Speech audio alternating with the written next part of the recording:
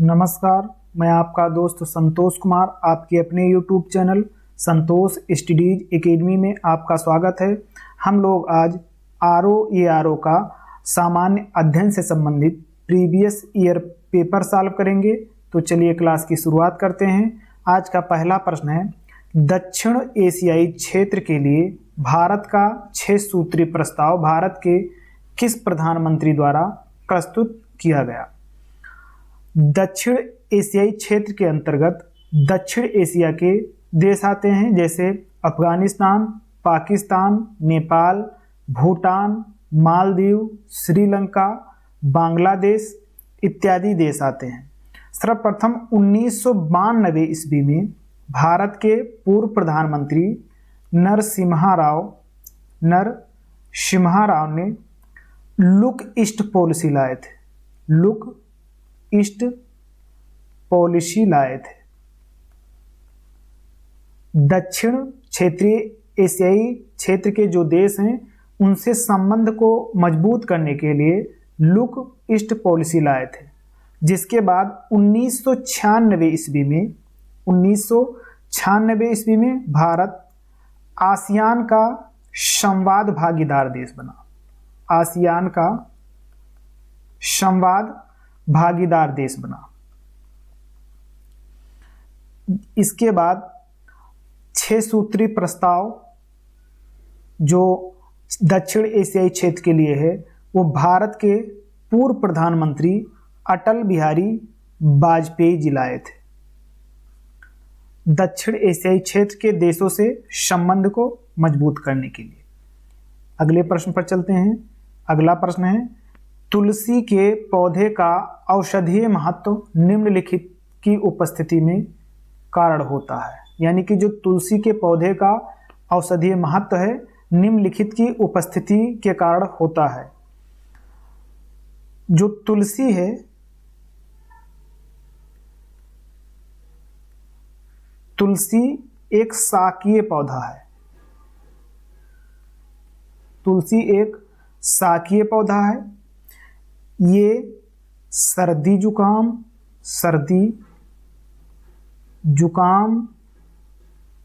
खांसी और श्वास संबंधी रोग के उपचार में लाभदायक होता है। तुलसी द्विबीजपत्री पौधा है। द्विबीजपत्री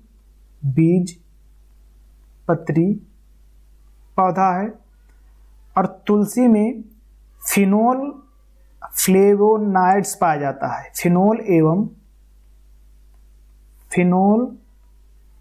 एवं फ्लेवोनाइड्स पाया जाता है, जिसके कारण इसके औषधीय गुण का महत्व होता है। तो ऑप्शन सी सही है, फिनोल एवं फ्लेवोनाइड्स। अगले प्रश्न पर चलते हैं। अगला प्रश्न है, निम्नलिखित में से कौन सही सुमेलित नहीं है। भैंस, भदावरी। भैंस की प्रजाति है भदावरी, मुर्रा, जफरावदी, सूरत,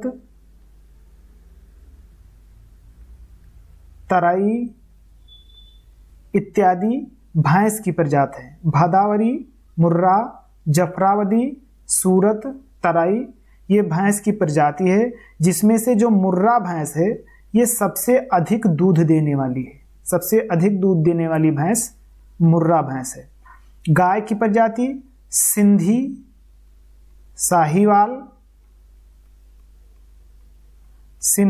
साहीवाल, नागौरी, गिर।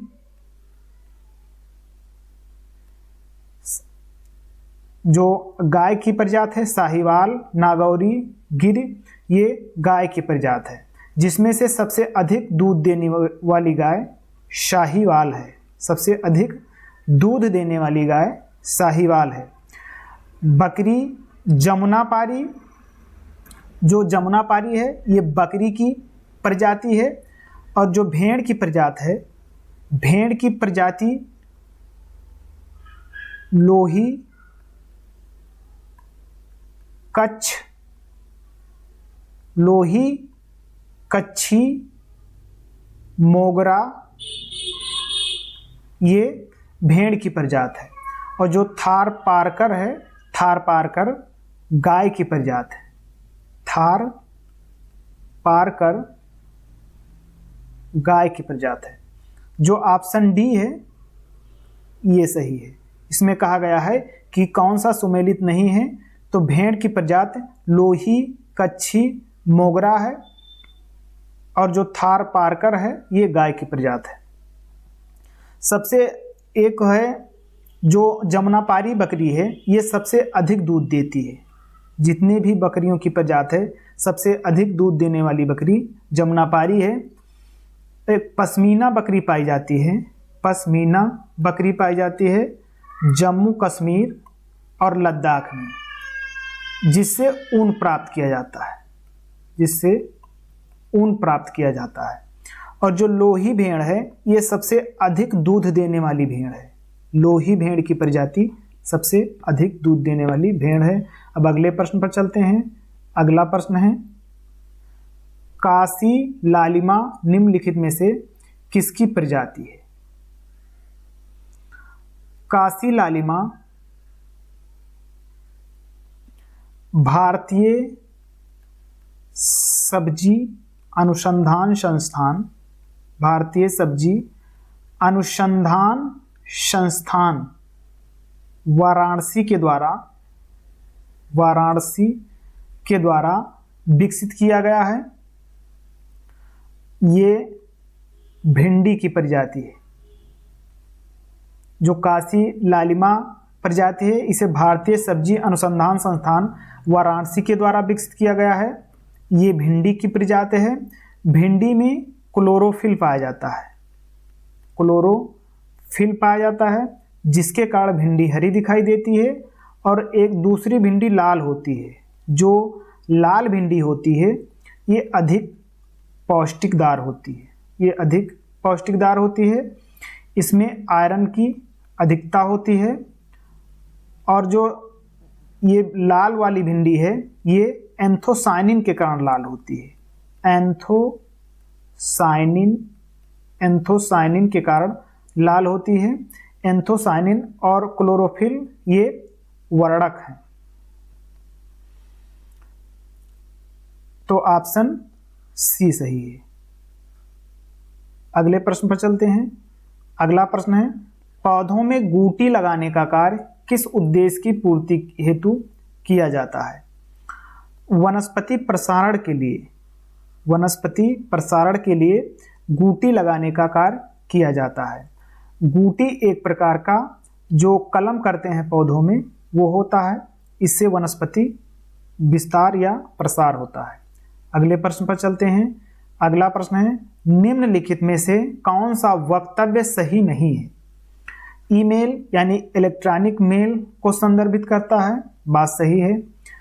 www वर्ल्ड वाइड वेब को संदर्भित करता है, यह भी बात सही है। CPU यानी कि कंट्रोल प्रोसेसिंग यूनिट, ये बात गलत है क्योंकि CPU का मतलब होता है सेंट्रल प्रोसेसिंग यूनिट, सेंट्रल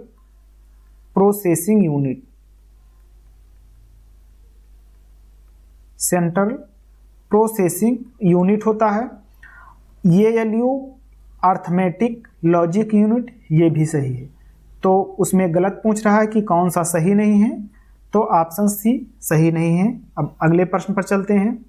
अगला प्रश्न है, निम्नलिखित में से कौन सा संबंध सही नहीं है? 1 बाइट बराबर 8 बिट, ये बिल्कुल सही है। 1 KB बराबर 1024 बाइट्स, ये भी सही है। 1 GB बराबर यानी गीगाबाइट बराबर 1024 किलोबाइट, 1024 किलोबाइट नहीं 1024 मेगाबाइट होता है, 1024 मेगाबाइट होता है। 1 टेराबाइट बराबर यानी 1 TB बराबर 1024 गीगाबाइट, ये भी सही।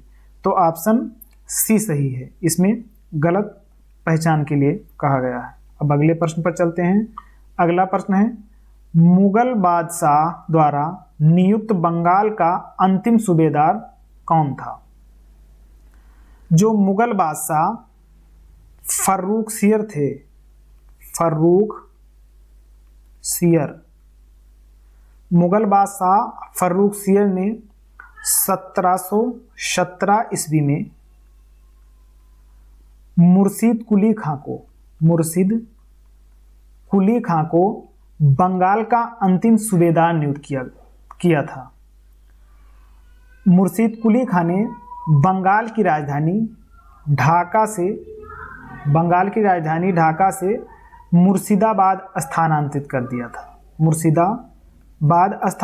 दिया था। और फिर 2 साल बाद 1719 ईस्वी में फर्रुख सियर ने उड़ीसा की भी सूबेदारी मुर्शिद कुली खान को सौंप दी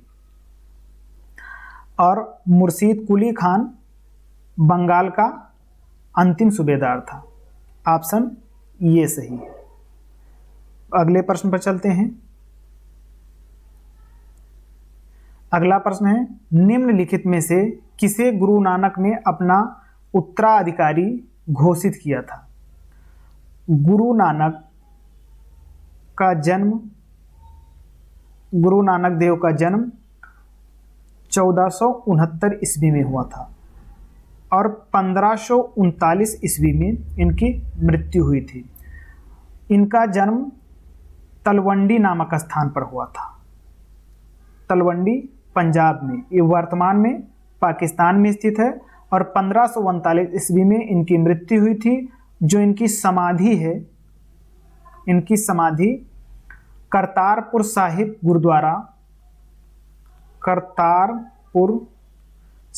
गुरुद्वारा पाकिस्तान में स्थित है। गुरु नानक देव थे, ये सिख धर्म के संस्थापक। गुरु नानक देव सिख धर्म के संस्थापक हैं।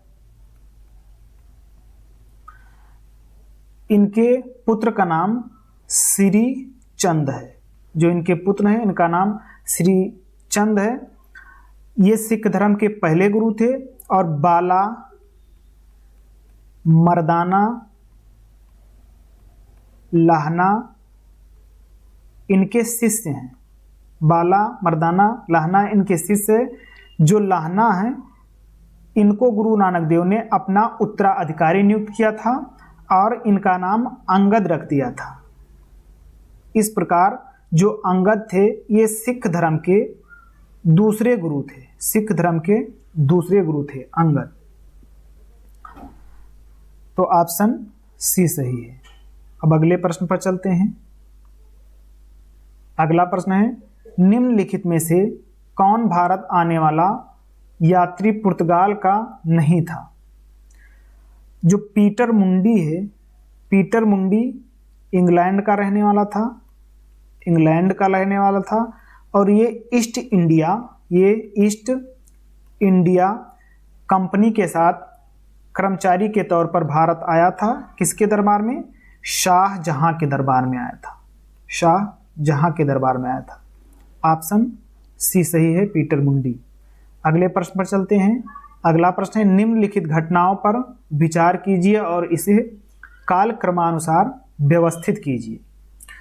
पहला है, लाला हरदयाल द्वारा गदर पार्टी की स्थापना की गई। तो लाला हरदयाल द्वारा गदर पार्टी की स्थापना 1913 ईस्वी में की गई। सैन्य फ्रांसिस्को अमेरिका में की गई। गोपाल कृष्ण गोखले ने सर्वेंट ऑफ इंडिया सोसाइटी की स्थापना की। 1905 में गोपाल कृष्ण गोखले ने सर्वेंट ऑफ इंडिया सोसाइटी की स्थापना की थी पुणे, महाराष्ट्र में। फिर हिक्की के बंगाल गजट का प्रकाशन 1780 ईस्वी में हिक्की ने बंगाल गजट का प्रकाशन किया था। कहाँ से? कोलकाता से। और विलियम जोन्स ने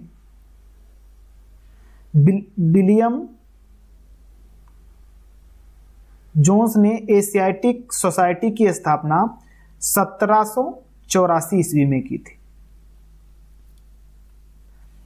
इस प्रकार देखिए कि सबसे पहले क्या हुआ, हिक्की के बंगाल गजट की स्थापना हुई 1780 ईस्वी में, यानी कि 3, इसके बाद 4, और इसके बाद 1905 2, और इसके बाद 1913 1। तो देख लेते हैं सबसे पहले कौन सा ऑप्शन है। सबसे पहले ऑप्शन 3 है, फिर 4 है, फिर 2 है। तो ऑप्शन 3, 4, 2 और 1, ऑप्शन बी सही है। अब अगले प्रश्न पर चलते हैं। फोर्ट विलियम कॉलेज कलकत्ता के संबंध में कौन सा कथन सही है? इसकी स्थापना 10 जून 1800 ईस्वी में कलकत्ता फोर्ट विलियम कॉम्प्लेक्स में की गई थी। ये जून नहीं जुलाई है, इसलिए ये गलत है। इसकी स्थापना का मुख्य उद्देश्य ब्रिटिश अधिकारियों को भारतीय भाषाओं की शिक्षा देना था। ये बात बिल्कुल सही है। तो ऑप्शन केवल 2 सही है, कथन केवल 2 सही है, ऑप्शन बी। अब अगले प्रश्न पर चलते हैं। अगला प्रश्न है, 18वीं शताब्दी के उत्तरार्ध में किसे प्रायः कंपनी बहादुर की शानो शौकत का स्थानीय प्रतिनिधि कहा गया है? तो दारोगा थे, जो दारोगा पद था इसे कहा गया है दारोगा। ऑप्शन बी सही है। अगले प्रश्न पर चलते हैं। भारतीय रेलवे के संदर्भ में निम्नलिखित कथनों में से कौन सा कथन सही है? पहला कथन है 2023 तक 100% विद्युतीकरण लक्ष्य प्राप्त करना। रेल मंत्रालय ने, यह बात सही है, रेल मंत्रालय ने 2023 तक 100% विद्युतीकरण का लक्ष्य रखा है। अगला है 2030 तक शून्य कार्बन उत्सर्जन नेटवर्क। ये भी बात सही है। जो भारतीय रेलवे है, भारतीय रेलवे का लक्ष्य है कि 2030 तक हरित ऊर्जा का प्रयोग करेगा रेलवे। इस प्रकार दोनों कथन सही है, 1 और 2 दोनों सही हैं। ऑप्शन सी सही है। अब अगले प्रश्न पर चलते हैं। अगला प्रश्न है, संस्कृति के 4 अध्याय पुस्तक के लेखक कौन है? रामधारी सिंह दिनकर संस्कृति के 4 अध्याय पुस्तक के लेखक हैं। रामधारी सिंह दिनकर ने भारत के सांस्कृतिक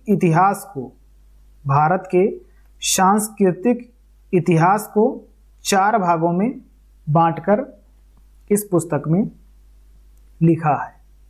ऑप्शन बी सही है। अगले प्रश्न पर चलते हैं। अगला प्रश्न है, सूची 1 को सूची 2 से सुमेलित कीजिए। द्वितीय आंग्ल मैसूर युद्ध 1780 से 1784 ईस्वी के मध्य हुआ। आंग्ल मराठा युद्ध, ये दूसरा आंग्ल मराठा युद्ध है, 1803 से 1805 ईस्वी के मध्य हुआ। आंग्ल फ्रांसीसी युद्ध, ये 1750 से 1754 के मध्य हुआ। आंग्ल अफगान युद्ध, ये 1878 से 1880 ईस्वी के मध्य हुआ। ये का 2 सही है और बी का ये सही है। सी का 4 सही है और डी का 3 सही है। अब अगले प्रश्न पर चलते हैं। अगला प्रश्न है, मोनोक्लाइमेक्स यानी एकल चरम सिद्धांत का प्रतिपादन किसने किया है? F.E. क्लीमेंट्स ने मोनोक्लाइमेक्स सिद्धांत का प्रतिपादन किया है। मोनोक्लाइमेक्स सिद्धांत पर्यावरण यानी कि पर्यावरण या पारिस्थितिकी अवधारणा है। ये क्या है? पर्यावरण या पारिस्थितिकी अवधारणा है। पारिस्थितिकी अवधारणा है। ऑप्शन ये सही है। अगले प्रश्न पर चलते हैं। अगला प्रश्न है, सूची 1 को सूची 2 से मिलान कीजिए। वन संरक्षण अधिनियम 1980 में आया, ये बात सही है। पर्यावरण संरक्षण अधिनियम ये 1986 में आया, ये भी बात सही है। वायु प्रदूषण निवारण एवं नियंत्रण अधिनियम 1981 में आया, ये भी बात सही है। जल प्रदूषण नियंत्रण अधिनियम 1974 में आया, ये भी बात सही है। ये चारों आप कथन सही है। अगले प्रश्न पर चलते हैं। अगला प्रश्न है, नदी का जल प्रदूषण मापा जाता है, किससे मापा जाता है? बीओडी यानी कि बायोलॉजिकल ऑक्सीजन डिमांड के द्वारा नदी जल का प्रदूषण मापा जाता है। इसमें क्या होता है कि जल में घुली ऑक्सीजन की मात्रा पर्याप्त होती है। जब निश्चित अनुपात से जल में ऑक्सीजन की मात्रा कम हो जाती है तब जल प्रदूषण हो जाता है, और जब निश्चित अनुपात में होता है तब जल प्रदूषण नहीं रहता है। ऑप्शन डी सही है। अगले प्रश्न पर चलते हैं। अगला प्रश्न है, घटते उत्पादकता के क्रम में अधोलिखित में से कौन सा परितंत्र क्रम सही है? घटते में जाना है तो सबसे अधिक जो उत्पादकता है पारिस्थितिकी की मैंग्रोव में होती है, इसके बाद घास के मैदान में होती है, फिर इसके बाद झील है और सबसे कम सागर है। तो इस प्रकार ऑप्शन सी सही है। अब अगले प्रश्न पर चलते हैं। आज की क्लास पूरी हुई। क्लास देखने के लिए धन्यवाद। क्लास पसंद आई हो तो चैनल को सब्सक्राइब कीजिए और बेल आइकन को दबाइए ताकि समय से अपडेट मिलता रहे। और अब हम मिलते हैं अगली क्लास में। तब तक के लिए जय हिंद, नमस्कार।